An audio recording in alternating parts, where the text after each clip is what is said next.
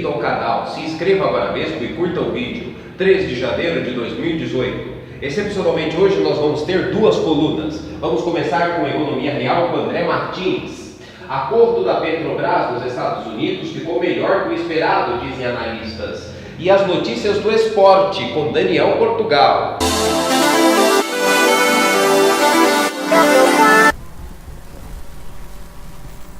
Boa tarde. Hoje eu lerei para vocês um texto do economista Carlos Drummond para o site Carta Capital. O título é Desconfia das previsões para a economia em 2018. Previsões sobre o desempenho da economia no próximo ano, no país e no resto do mundo, surgem em profusão nesta época e é quase impossível ignorá-las. Algumas precauções talvez ajudem, entretanto, a não levá-las tão a sério quanto seus autores gostariam, o que provavelmente ajudará a reduzir a ansiedade inerente ao conhecimento de sondagens do futuro, sejam elas otimistas, pessimistas ou um pouco de ambos. É básico, por exemplo, desconfiar das projeções feitas pelos profissionais do ramo. Prakash Longani, chefe da divisão de macroeconomia do desenvolvimento no Departamento de Pesquisa do FMI, Fundo Monetário Internacional, fez pesquisas no ano de 2000 sobre a precisão das previsões dos economistas. Utilizando dados da publicação Consensus Forecasts da Consensus Economics, amplamente usada por governos como fonte de estimativas independentes do crescimento econômico, Longani descobriu que das 60 recessões registradas desde 1989 em 63 países acompanhados, apenas 2 foram previstas até abril do ano anterior, e 2/3 permaneceram não detectadas em abril do ano em que ocorreram.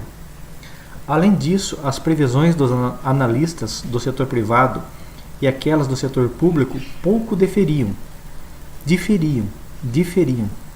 e tinham uma forte tendência para o otimismo. Longani foi entrevistado em julho pela BBC e divulgou uma atualização do seu trabalho. Afirmou que ao longo das 3 décadas, das 150 recessões registradas, apenas 2 foram previstas. A taxa de erro aumentou, portanto, para quase 100%, ao invés de diminuir. Longani admitiu que ele era muito impopular entre seus colegas por divulgar o seu completo e absoluto fracasso. Além de desconfiar sempre das projeções dos profissionais da área, é fundamental não considerar a economia como um setor científico inquestionável. É a ideologia, não a ciência, o que leva os economistas a afirmar que os resgates dos bancos pelos governos são toleráveis, mas as políticas que protegem os pobres não são. Não surpreende que essas teorias e modelos defeituosos sejam um grande conforto para as elites financeiras. E é por isso que tantos economistas são contratados e financiados por grandes bancos, corporações e os ricos.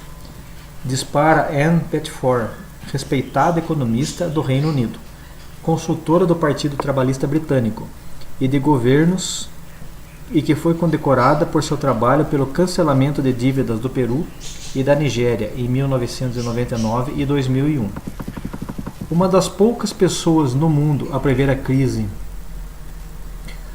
de 2008, primeiro em 2003 e depois em um livro publicado em 2006. Pettifor foi desconcordar com Andy Haldane, economista-chefe e diretor executivo de análise monetária e estatística do Banco da Inglaterra, na sua afirmação de que os economistas, ao falharem em apontar a formação da crise mundial antes de 2007, se tornaram responsáveis por um monumental erro intelectual coletivo, que, segundo Pettifor, foi um papel-chave na ascensão do populismo político no mundo. Uma das evidências mais eloquentes da influência da ideologia nas avaliações apresentadas como objetivas e técnicas são as previsões sobre a economia chinesa. Há 30 anos, economistas ocidentais preveem a derrocada da China, que insistiu em contrariá-los e cresceu nesse período cerca de 10% ao ano. O erro crônico de 3 décadas se explica muito pelo fator ideológico, mas inclui alguns deslizes básicos inaceitáveis. Um deles é a utilização de parâmetros ocidentais de sistema financeiro e cambial frouxamente regulados por instituições públicas capturadas pelos bancos privados para proteger o desempenho de uma economia como a da China, de sistema financeiro com predomínio estatal e câmbio controlado pelo governo. Outro é o uso de critérios das economias do Ocidente, denominadas pelas empresas privadas, para traçar perspectivas para um país onde as empresas estatais têm força determinante. Haldane comparou o vexame das estimativas dos economistas ao famoso fracasso da previsão do famoso meteorologista britânico Michael Fish. Ele insistiu em 1987 que não haveria furacão até algumas horas antes da tempestade mais devastadora da Inglaterra em mais de 300 anos. Desde o fracasso de Fish, mais tarde assumido pelo seu chefe, os meteorologistas aprimoraram a sua atividade e melhoraram as previsões. Mas isso não é verdadeiro na profissão de economista. O modelo dominante na liberalização financeira, dominância da política monetária e da austeridade fiscal permanece intacto, destaca Ann Pettifor. O Brasil, hoje um campeão de estatísticas econômicas e sociais negativas, sobressai também das previsões futuras. Incontáveis vezes, desde o início da recessão, analistas e a mídia comemoram melhoras sutis em indicadores do nível de atividade, como se fossem sinais inequívocos de franca recuperação. Não pareciam temer o ridículo ao comemorar, por exemplo, variações de 1/10 de ponto percentual positivo em indicadores econômicos, não como sinal de estabilidade, mas de melhora inequívoca. Bom, traduzindo para vocês, o que este artigo quis dizer significa o seguinte: por mais que as televisões afirmem que dados econômicos de fundação tal, de fundação aquela, fundação isso, ou de economista tal, nós não podemos esquecer que isso são previsões. E previsões não quer dizer acertões. Então a economia é uma coisa viva, igual como disseram o clima. Por mais que façam cálculos matemáticos e previsões, existem muitos fatores em jogo, como o microclima de regiões. Por exemplo, uma onda fria está vindo lá do sul, de repente ela se esbarra com microclimas em regiões específicas, e aquela previsão de chuva para tal lugar, frio para não sei aonde, acaba não acontecendo, por causa dessas microclimas de micro-regiões. E a economia é assim. Se vocês estudarem economia, saberão também que existem micro-regiões, microeconomia, muitas coisas que interferem no todo. Mas isso quer dizer o seguinte, que o ridículo é as notícias de que a economia da China iria ruir, como dito aqui, não é? Muitos caíram no ridículo. Faz 30 anos que eles estão prevendo que a economia da China vai ruir. E vai mesmo. Eu concordo com eles. Mas eles não conseguem acertar a data, porque, como o artigo diz, eles usam parâmetros ocidentais dos países como o nosso. Só que eles esquecem eles não analisaram o fator interno da China, que existe grande interferência estatal, muita pressão das estatais dos chineses e muita coisa, muito tipo de comércio diferente. E o próprio mercado interno da China é diferente. Então a própria China consegue deturpar o câmbio, forçar valorização, desvalorização de moeda, com esses contrabandos de produtos piratas, ela consegue inundar mercados que não estão sendo analisados, enfim, a China conseguiu ser mestre em driblar a economia internacional, não de forma muito lícita. Então, logicamente, o Ocidente quer que a China quebre, porque ela é nociva, a longo prazo ela é nociva para a economia mundial. Mas eles querem que ela quebre, sabem que ela vai quebrar, mas não conseguem atingir a data. Se a China continuar desse jeito, fatalmente ela vai quebrar, porque chega uma hora que internamente ela não consegue suprir tanta competição internacional. E no que tocante ao Brasil, como eles disseram aqui, as TVs comemoram a alta da economia, e os repórteres, né, com reportagens pagas, pesquisas pagas, não é? um aumento de 0,5 pontos percentuais, 0,1%, comemora a retomada da economia. Isso não é retomada nenhuma. Grande retomada é 5%, 10%, 20%. Isso que é lucro, é superávit e assim, retomada de crescimento. E só que o povo leigo, quando vê lá o Jornal Nacional, algum outro jornal de peso, né, fala, a economia está reagindo, todo mundo, nossa, que maravilha, nossa vida vai melhorar. É balela, gente. Você só vai saber se a economia está melhorando mesmo, o termômetro bom é ver o teu vizinho, ver a tua cidade em volta, se o pessoal está começando a comprar mais coisas, está começando a ter um melhor salário, trocar de carro, se as lojas estão vendendo. Isso sim você vai ver se a economia está reagindo. Por enquanto, na verdade, a nossa economia ainda não está reagindo. O estrago do PT foi monstruoso. Vai levar 50 anos para o nosso país se recuperar. Sim. Isso a partir de agora. Agora imagine a quantia de besteira que os nossos governos vão fazer por aí. Então, nós vamos recuperar sim, mas pela força do brasileiro. Não pelos governos, seja PT, PMDB, PSDB, tudo a mesma coisa. E o mundo hoje é regido por uma ideologia de esquerda, globalismo, globalização, mercados abertos para a influência de outros países. Então, países que não tiveram uma industrialização forte, o que não é o caso do Brasil. Países que não tiveram um parque tecnológico muito adiantado, não consegue competir com as economia internacional. Então, o Brasil vai demorar muito ainda para conseguir. O que mantém nós ainda no páreo e o Brasil não quebrou de vez e não foi vendido para a China de vez é por causa da nossa agricultura. Nós temos solo fértil, sol o ano todo e grande quantidade de águas, seja de rios, lagos ou mesmo de chuva. Então conseguimos produzir uma grande quantidade de alimento a um preço barato. E podemos exportar internacionalmente e às vezes damos sorte que o dólar dá uma vacilada, uma variada e a cotação está alta, então é muito dinheiro para nós. Mas é porque os outros países não têm onde plantar, onde comer, onde criar gado. Por isso que a gente consegue sobreviver. Agora, se tivesse um outro país no nosso patamar, aí nós estaríamos perdidos mesmo. Bom 2018 para vocês e vamos...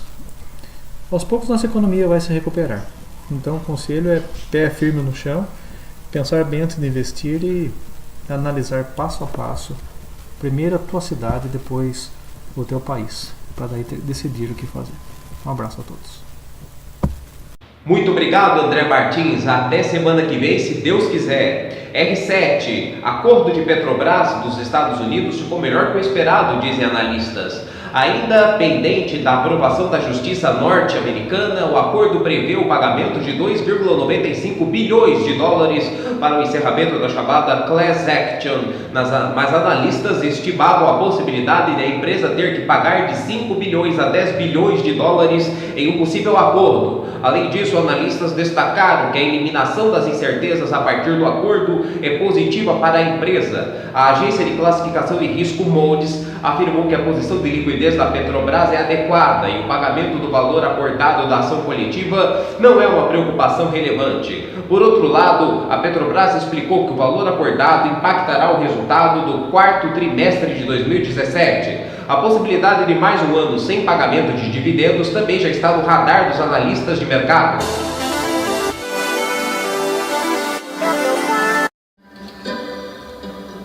Olá Solano, olá meus amigos, muito boa noite. Vamos agora com as notícias do futebol. Bom, como no momento não temos o futebol brasileiro, que só volta no mês de fevereiro, eu vou falar do futebol europeu. Vamos começar primeiro falando do futebol inglês. Pela 23ª rodada do primeiro turno, no sábado agora teremos jogos. O Chelsea recebe o Leicester às 13 horas. E o Liverpool recebe o Manchester City às 14 horas no domingo. E o Tottenham recebe o Everton no sábado às 15h30. E o Manchester United na segunda-feira às 18 horas recebe o Stoke City. Bom, agora vamos de classificação do futebol inglês. O Manchester City está disparado na liderança com 59 pontos. Falando do Manchester City, eu quero desejar melhoras ao nosso jogador da seleção brasileira e do Manchester City, Gabriel Jesus, que sofreu uma lesão. Espero que você fique bem logo, Gabriel. Estamos todos torcendo por você voltar logo. Bom, em segundo lugar é o Manchester United com 47 pontos, em terceiro o Chelsea com 45 e quarto o Liverpool com 44. O Tottenham é o sexto com 37 pontos e o Leicester é o oitavo com 30 pontos. Bom, meus amigos, agora vamos de futebol italiano. Pela 20ª rodada do primeiro turno, vamos ter jogos sexta-feira também. Fiorentina recebe a Internazionale às 17h45 e o Milan recebe o Crotone ao meio-dia no sábado. E no sábado, a Roma recebe a Atalanta às 15 horas. E no sábado, o Cagliari recebe a Juventus às 17h45. E a Napoli recebe o Hellas Verona ao meio-dia no sábado. E na classificação do campeonato italiano está assim: a Napoli é o primeiro com 48 pontos, e segundo a Juventus com 47, em terceiro a Internazionale com 41, quarto a Roma com 39 pontos. E o Milan é o 11º com 25 pontos. Agora campeonato espanhol, 18ª rodada do primeiro turno. Sábado também teremos jogos do futebol espanhol. O Atlético de Madrid recebe o Getafe às 10 horas da manhã. O Barcelona recebe o Levante no domingo às 13h15. E o Celta de Vigo recebe o Real Madrid às 17h45 no domingo. E a classificação do futebol espanhol está assim: o Barcelona é o primeiro com 45 pontos, em segundo lugar o Atlético de Madrid com 36, o Real Madrid é o quarto com 31 pontos e o Sevilha é o quinto com 29, e o Sevilha pega o Betis às 17h45 no sábado. Bom, meus amigos, eu vou ficando por aqui, eu volto na semana que vem. E falando mais do futebol, quero dar a última notícia. O Paulo Bento, que treinou o Cruzeiro e o Olympiacos da Grécia, agora está treinando o futebol chinês. Boa sorte para você, Paulo Bento, que você saia muito bem no time lá da China. Bom, meus amigos, é só. Quero desejar a todos um feliz 2018, cheios de realizações, e que Deus abençoe a todos. Tenha a todos uma boa noite. Daniel Portugal de Belo Horizonte para o Jornal Breve. É com você, meu amigo Solano. Daniel Portugal, muitíssimo obrigado pelas notícias do esporte. Vamos agora para a previsão do tempo para Itapeva amanhã. As informações são do Clima Tempo. Sol com algumas nuvens. Não chove, a máxima é 29 e a mínima é 17. O Jornal Breve termina aqui. Nos siga nas redes sociais. Obrigado pela sua audiência e até amanhã, se Deus quiser.